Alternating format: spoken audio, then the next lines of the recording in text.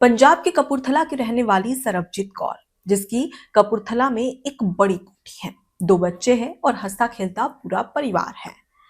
लेकिन ऐसा क्या होता है कि सरबजीत कौर सीधे पहुंच जाती है पाकिस्तान, जहां पर पाकिस्तानी मुस्लिम व्यक्ति नासिर हुसैन से वो निकाह कर लेती है और उसके बाद में वो मौलवी को ये कहती है कि मुझे इस्लाम धर्म अपनाना है।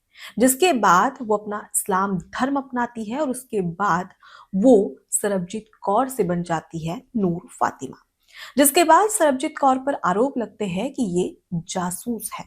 उसके बाद एक ऑडियो वायरल होता है जिसमें सरबजीत कौर खुद रोती हुई बिलखती हुई नजर आती है और उस ऑडियो में वो अपने पति को यानी कि भारत में फोन लगाकर कहती है कि मुझे अब वापस भारत आना है, मुझे अपने बच्चों के साथ रहना है।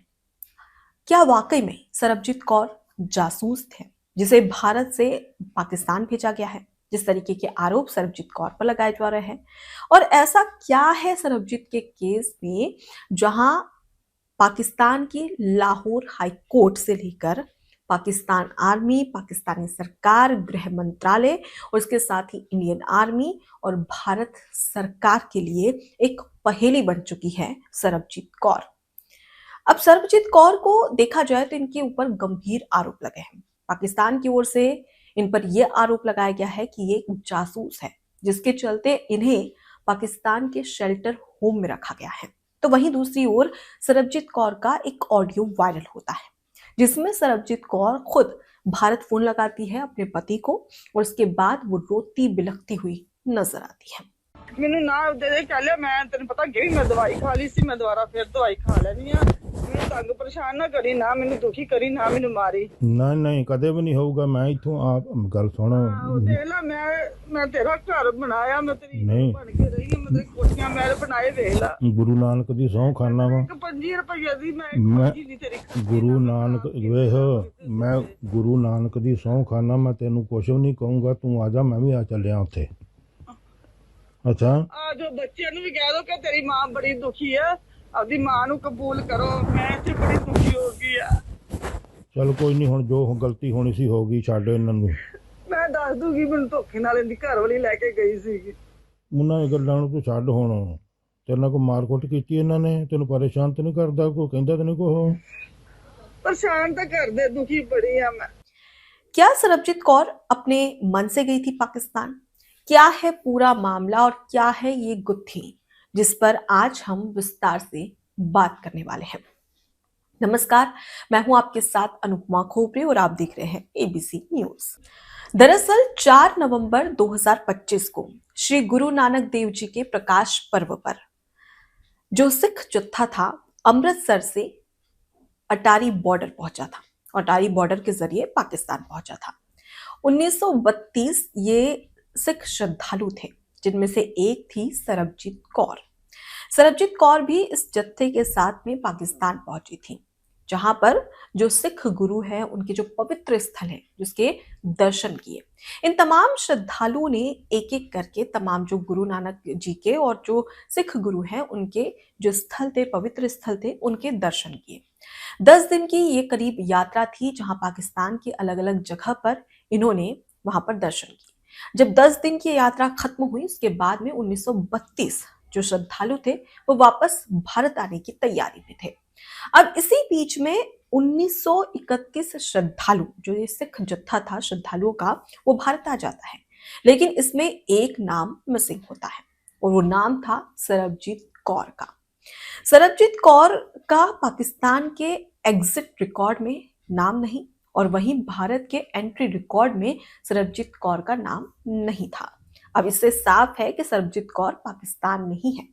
इसके बाद अफवाह उड़ी कि सरबजीत कौर लापता हो गई है, जिसके बाद में जांच शुरू हुई। जो पुलिस थी, पाकिस्तानी पुलिस, उसने भी जांच शुरू कर दी। अब इसके बाद में जब बहुत ज्यादा ये मामला गरमाया तो इसके बाद में तब भी सरबजीत कौर का कुछ पता नहीं चल पाया। इसके बाद में एक निकाहनामा और सरबजीत कौर की फोटो वायरल होती है जिसमें पता चलता है कि सरबजीत कौर ने किसी पाकिस्तानी मुस्लिम व्यक्ति नासिर हुसैन से निकाह कर लिया है और उसकी तस्वीर भी वायरल होती है।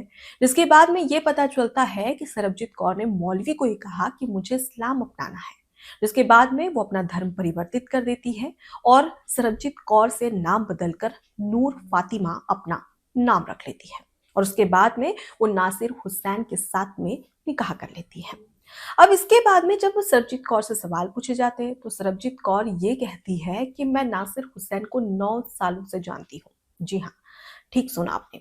सरबजीत कौर ये कहती है कि मैं नासिर हुसैन को 9 सालों से जानती हूँ और मैं इससे प्यार करती हूँ, इसलिए मैंने इससे निकाह किया। अब ये जब पूरी बात सामने आती है तो उसके बाद में जो पाकिस्तानी पुलिस रहती है वो गहनता से जांच करती है। उसके बाद लाहौर के हाई कोर्ट में एक याचिका दर्ज होती है और ये याचिका होती है सरबजीत कौर के खिलाफ।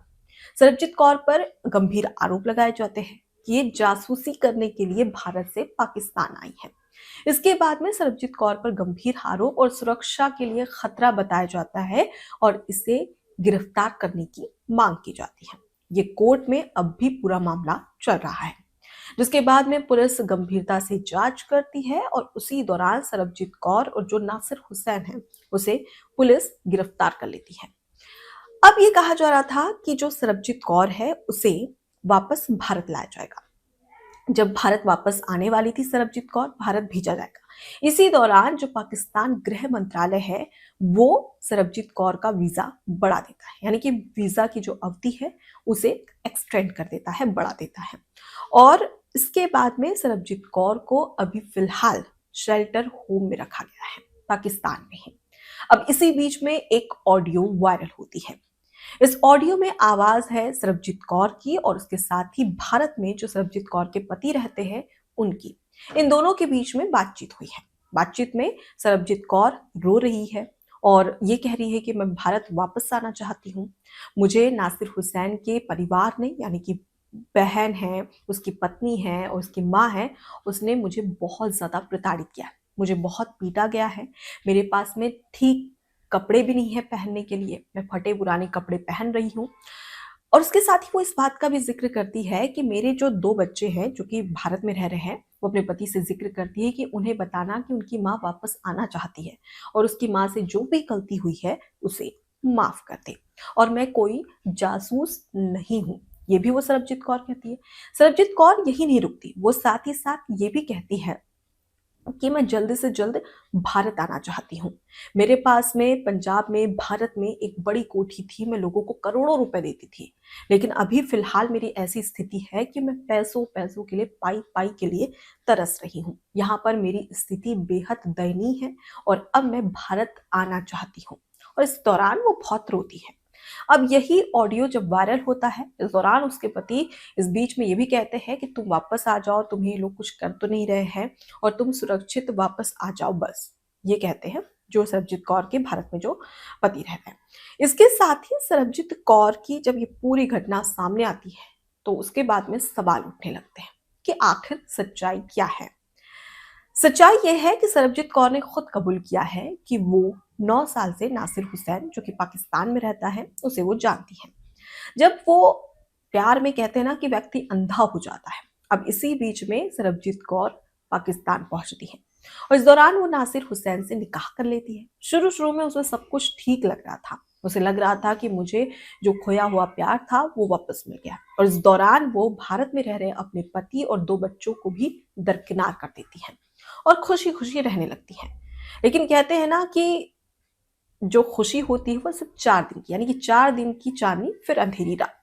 कुछ ऐसा ही होता है सरबजीत कौर के साथ। जब वो वहां पर पहुंचती है तो धीरे धीरे असलियत सामने आती है। जो नासिर हुसैन की पहली पत्नी थी, उसकी जो बहन थी और उसकी जो माँ थी, वो सरबजीत कौर को प्रताड़ित करने लगी। उस पर यह आरोप लगाए कि तो जासूसी करने के लिए यहाँ पर आई है। उसके बाद में उसके साथ में जमकर पिटाई करती है। फिर उसके बाद में पैसों की तंगी भी है। अब इसी बीच में सरबजीत कौर को ये एहसास होता है कि उसने गलत कर दिया, क्योंकि जब वो पाई पाई के लिए तरसती है तब उसे याद आता है कि भारत में उसकी कोठी थी और वो करोड़ों रुपए लोगों को देती थी। अब इसी बीच में उसको बच्चों की भी याद आने लगती है और अपना पुराना पति भी याद आ जाता है। अब इसी बीच में सरबजीत कौर अपने पति को, जो भारत में रहते हैं, उन्हें फोन करती है और उनके सामने गिड़गिड़ाती है कि मुझसे गलती हो गई है, मुझे माफ कर दो। ये कुछ ऐसा ही है कि प्यार अंधा होता है और जब प्यार में कोई अंधा हो जाता है तो वो किसी भी हद तक चले जाता है, और कुछ ऐसा ही किया सरबजीत कौर ने। लेकिन फिलहाल अगर देखा जाए तो सरबजीत कौर जो कि अब लाहौर हाईकोर्ट में इसका केस पहुंच चुका है, गृह मंत्रालय भी इसमें दखल दे रहा है, और वहीं सरबजीत कौर पर जासूसी के आरोप भी लगे हैं। अब इसी बीच में सरबजीत कौर की एक तस्वीर सोशल मीडिया पर वायरल होती है। इस तस्वीर में सरबजीत कौर एक पाकिस्तानी जो पुलिस है, महिला पुलिस है, उसके साथ में नजर आ रही है। अब इस बीच में वो ये कह रही है कि मैं कोई भी जासूस नहीं हूं, मैं यहाँ जासूसी करने के लिए नहीं आई थी। मैं अब वापस अपने परिवार के बीच में रहना चाहती हूँ और वापस अपने देश यानी कि भारत जाना चाहती हूँ। लेकिन इस पूरे घटनाक्रम से एक ही बात सामने आती है कि सरबजीत कौर भारत के लिए, मतलब पाकिस्तान के लिए जासूसी करती थी, पाकिस्तान में रहकर भारत के लिए जासूसी करती थी या नहीं करती थी। लेकिन एक चीज इस पूरे केस में समझ में आती है कि सरबजीत कौर जो कि 4 नवंबर 2025 को सिख श्रद्धालुओं के जत्थे के साथ में पाकिस्तान गई थी, तब वो प्यार में अंधी थी। लेकिन जब धीरे धीरे उसे सब कुछ नजर आने लगा, उसके बाद उसे उसकी गलती का एहसास हुआ। लेकिन सवाल ये है कि क्या वाकई में सरबजीत कौर प्यार में अंधे होने की वजह से वो पाकिस्तान पहुंची थी, या फिर वो जासूस है जिस तरीके के उस पर आरोप लग रहे हैं। वहीं पर अगर भारत सरकार की बात करें तो साफ तौर पर कहा है कि सरबजीत कौर कोई जासूस नहीं है और वो अपने व्यक्तिगत कारणों से, निजी कारणों से पाकिस्तान पहुंची थी। तो वहीं पर पाकिस्तान के गृह मंत्रालय ने अब उसका वीजा बढ़ा दिया है। अब सवाल यह है कि क्या सरबजीत कौर वहीं पाकिस्तान में अपने पति, मुस्लिम पति नासिर हुसैन के साथ में रहेगी, या फिर वो भारत वापस आएगी, या फिर जेल के दरवाजे भी उसके लिए पाकिस्तान में खोले जा सकते हैं। अब इस पूरे घटनाक्रम में जो भारतीय सरकार है उनका क्या स्टैंड होगा, इसका सभी को इंतजार रहेगा। फिलहाल इस पूरे केस को लेकर, इस पूरे मामले को लेकर आपकी क्या राय है, जरूर बताइएगा कमेंट बॉक्स में। नमस्कार। एबीसी हिंदी न्यूज, आज ही जुड़िए हर खबर के साथ